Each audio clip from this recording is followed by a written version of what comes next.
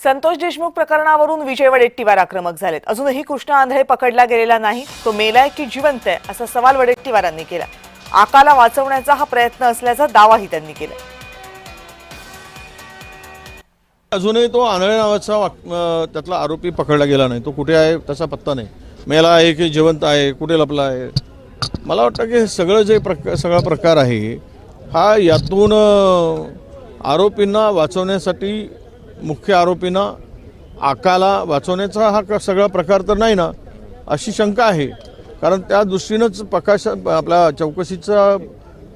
चौकशीची गती मंदावली आहे। पण आम्ही यावेळेस आमचा प्रश्न आहे, आम्ही उपस्थित करू तो प्रश्न आणि सरकारला विचारू की किती दिवसात ही चौकशी पूर्ण होणार आहे।